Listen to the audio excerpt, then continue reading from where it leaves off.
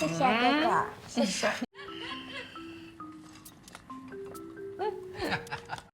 来，两位看镜头。 Halo guys, sebelum mulai bercerita, saya sangat mengharapkan Anda mau menekan tombol subscribe, like, share, dan bahkan saya sangat senang membaca setiap komentar yang Anda tulis. Terima kasih. Sang C mengatakan bahwa ia tidak tahan untuk tidak tergoda. Betapa terkejutnya Tuan Casu mendengar ucapan Sang C itu, dan menanyakan apa maksud ucapannya itu. Sang C menjawab, jika ada orang di sekitarnya pacaran, maka ia tidak bisa menahan diri untuk pacaran juga. Kau ini banyak menonton drama makanya jadi berpikir begitu, kata Tuan Casu menanggapi ucapan Sang C. Tuan Casu tidak mau membahas masalah itu lagi dan hanya berpesan, jika suatu saat pacar online-nya itu menyuruh Sang C ke Yihe, maka Sang C harus memberitahu dia. Karena selain dia juga dari Yihe, dia khawatir akan terjadi apa-apa terhadap Sang C nanti.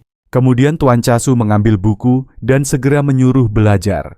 Setelah Tuan Casu pergi ke meja, Sang C menghela nafas lega, menyadari bahwa dia tidak mengungkapkan niatnya yang sebenarnya.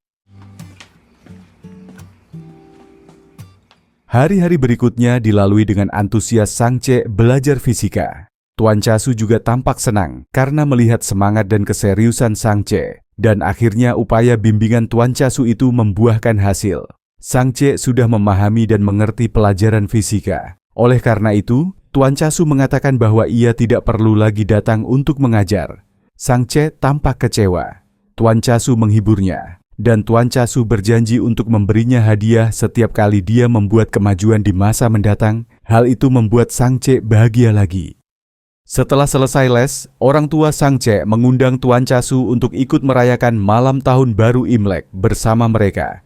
Sang C tak bisa menyembunyikan wajah senangnya. Tetapi Tuan Casu menolak dengan sopan dan mengatakan akan kembali ke asrama. Sang C tampak kecewa dan kemudian pergi naik ke kamarnya. Sesampainya di kamar, Sang C mengambil amplop merah. Awalnya Sang C akan memberi angpao, tapi berubah karena menurutnya pasti Tuan Casu tidak akan mau uangnya. Sang C menulis ucapan selamat tahun baru pada sebuah kertas kecil dan melipat menjadi bentuk bintang. Lalu dimasukkannya ke dalam amplop beserta sebungkus permen sebagai hadiah. Sementara itu di dapur, Tuan Casu sedang membantu orang tua Sang C memasang hiasan tahun baru. Ayah Sang C bertanya, apa rencana Tuan Casu setelah lulus nanti? Tuan Casu mengatakan bahwa ia akan bekerja pada perusahaan tempat ia magang dulu di Yihe. Sang C kembali ke dapur, semua orang sibuk bekerja. Ibunya meminta dia untuk membereskan barang-barang di meja makan. Ketika dilihatnya Tuan Casu sibuk memasang hiasan tahun baru, diam-diam dimasukkannya amplop merah tersebut ke saku mantel Tuan Casu. Dan setelah itu buru-buru berlari ke belakang meja untuk mengerjakan yang diperintah ibunya tadi. Pada malam tahun baru, keluarga Sang C tampak gembira merayakannya. Sang Yan dan Sang C bersama-sama mengucapkan selamat tahun baru kepada orang tua mereka. Pada malam itu, ayah memberikan amplop merah kepada ibu, kakak, dan Sang C sendiri. Sang Yan protes ketika mengetahui amplopnya lebih tipis daripada amplop Sang C. Amplop Sang C berisi ponselnya yang disita dulu. Ia senang menerimanya, tapi ayahnya mengingatkan agar jangan berhubungan lagi dengan pacar internetnya itu. Sang C mengangguk dengan patuh. Sambil makan, ibu mendorong Sang C untuk minta dibelikan komik kepada Sang Yan, karena Sang Yan sekarang sudah punya uang. Spontan Sang C bersikap ramah dan manja kepada kakaknya. Mau tak mau Sang Yan memberikan amplop merahnya kepada Sang C. Sang C dengan senang hati menerimanya. 让哥哥送给你。 凭什么？我不要。谢谢哥哥，谢谢。 Dan langsung membuka amplop tersebut. Kemudian dia memberi sebagian uang angpao itu kepada kakaknya. Punya hati nurani juga kau rupanya, kata Sang Yan kepada adiknya, membuat semua jadi tertawa. Tiba-tiba ada nada pesan masuk di ponsel Sang C. Ayah dan ibu jadi terdiam, karena mengira itu pasti dari pacar internet Sang C. Sang C mengatakan bahwa pesan itu dari Tuan Casu. Sang Yan mengangguk karena ia sempat mengintip siapa pengirim pesan itu. Ayah dan ibu pun lega dan kembali melanjutkan makan. Sang Ce segera membalas ucapan selamat tahun baru dari Tuan Casu, dan tanpa disadari tersenyum sendiri karenanya. Sendiri di asrama, Tuan Casu main game di malam tahun baru itu. Ia berhenti main game ketika melihat pesan Sang Ce masuk ke ponselnya. Sang Ce mengucapkan terima kasih dan selamat tahun baru.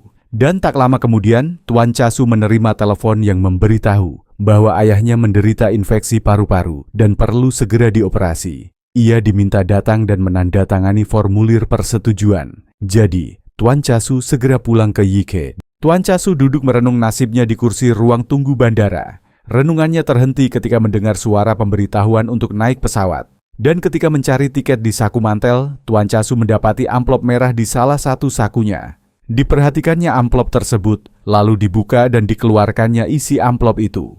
Tampaklah sebungkus permen dan sebuah lipatan kertas berbentuk bintang. Tuan Casu membuka lipatan kertas itu dan membaca ucapan selamat tahun baru dari Sang Ce. Tuan Casu jadi tersentuh tak bisa menahan air matanya menggenang. Di saat dia sedang sedih, ternyata ada seseorang menghiburnya. Sore hari ketika pulang sekolah, Sang Yan memberikan paket kepada Sang Ce sambil mengatakan, "Ini kiriman dari Tuan Casu, katanya sebagai hadiah untuk hasil ujianmu yang cukup bagus." Sang Ce menerima kiriman itu, tapi kemudian bertanya, "Kenapa tidak diberikan langsung kepadaku?" Sang Yan menjawab bahwa Tuan Casu telah pulang ke Yike untuk urusan keluarga. Sang Ce bertanya-tanya dalam hati, kenapa Tuan Casu pergi tanpa memberitahu kepadanya. Hal itu mengingatkan Sang Ce pada kejadian ketika masih SMP dulu. Setelah pertemuan pertamanya dengan Tuan Casu, Sang Ce mulai mengharapkan Sang Yan akan mengajak Tuan Casu ke rumah. Sampai dia bela-belain membujuk Sang Yan untuk pulang, dengan alasan ada Toserba yang sedang promo permen beli 1 gratis 1, dan ia sudah membelinya untuk mereka. Pembicaraan mereka terjeda karena Sang Yan bertemu Tuan Casu, dan ketika mendengar suara kakaknya mengajak Tuan Casu untuk mampir ke rumah, Sang Ce langsung menutup telepon.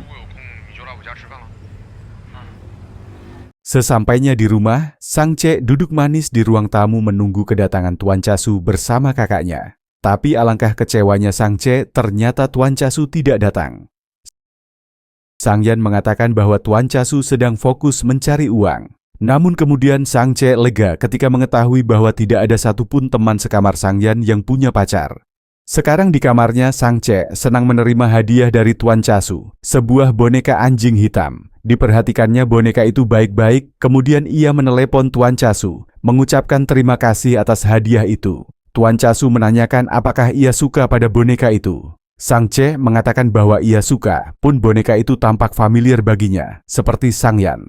Sang Ce menanyakan alamat Tuan Casu karena ia ingin mengirimkan kado, tetapi ditolak oleh Tuan Casu. Tuan Casu mengatakan tidak perlu beri kado untuknya, lebih baik uang Sang Ce itu ditabung saja atau untuk membeli keperluan lain. Di akhir telepon, mereka janjian bertemu saat wisuda nanti.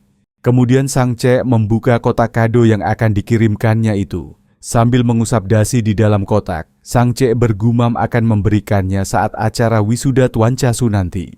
Sementara itu, setelah menutup telepon, seorang gadis datang menemui Tuan Casu dan memberinya sejumlah uang. Gadis itu juga mengungkapkan kekhawatirannya tentang kerja keras Tuan Casu mencari uang. Tetapi reaksi Tuan Casu acuh tak acuh.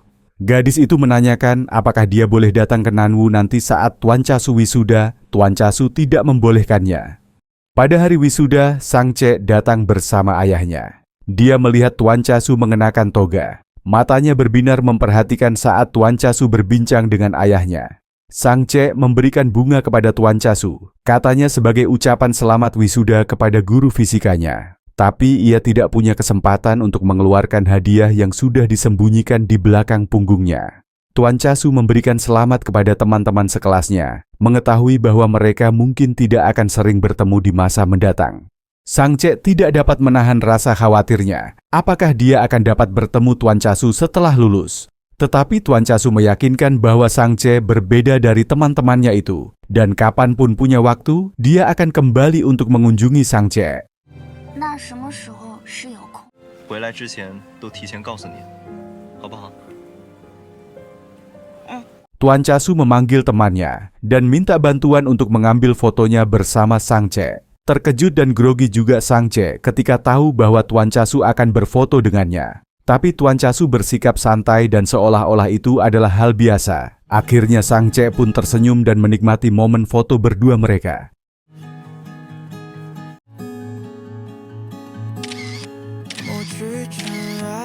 Pada malam harinya, Sang Yan dan Tuan Casu bersama teman lainnya merayakan hari kelulusan mereka di sebuah bar. Semua orang tampak senang, tetapi Tuan Casu tampak sedih karena dia akan kembali ke Yihe untuk bekerja.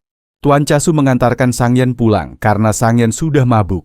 Sambil masuk rumah, Sang Yan mengatakan kesedihannya karena Tuan Casu kembali ke Yihe. Sang Yan meminta agar Tuan Casu sering pulang ke Nanwu untuk menengoknya. Tuan Casu menjawab bahwa tentu ia akan sering pulang. Ayah dan ibu Sang Yan datang menghampiri mereka. Ibu mengomeli Sang Yan karena mabuk, tapi Tuan Casu membela dengan mengatakan, karena hari ini perayaan kelulusan. Ayah berterima kasih kepada Tuan Casu yang telah mengantarkan Sang Yan ke rumah. Setelah itu dengan sedikit mengomel, ayah pergi ke dapur untuk menyiapkan sup pengar sebagai penghilang rasa mabuk. Sang Ce tampak turun dari kamarnya dan terkejut melihat Tuan Casu ada di rumahnya. Di saat yang sama, Tuan Casu minta izin pergi dan akan menginap di hotel. Tapi ibu Sang Ce bersikeras menahannya dan menyuruhnya tidur di kamar Sang Yan. Ketika melihat Sang Ce, ibunya menyuruh untuk menyiapkan handuk dan sikat gigi untuk Tuan Casu. Sebelum pergi ke atas, Sang Ce menghampiri Sang Yan. Diletakkannya tangannya di kepala Sang Yan, seperti turut prihatin.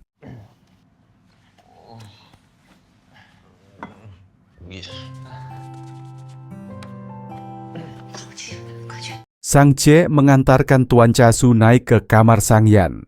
Dari lemari Sang Yan, dia mengambilkan pakaian untuk dipakai Tuan Casu. Sang Ce bertanya apakah Tuan Casu mau minum sup pengar. Tuan Casu menjawab bahwa ia tidak minum alkohol, jadi tidak perlu repot. Setelah itu Sang Ce membukakan laci tempat handuk dan perlengkapan mandi, tapi langsung pergi setelah memberitahukannya. Terima kasih sudah menonton. Untuk nonton episode berikutnya, lihat di playlist channel ini. Jangan lupa bantu subscribe, like, share, dan tulis komentar ya guys. Thank you.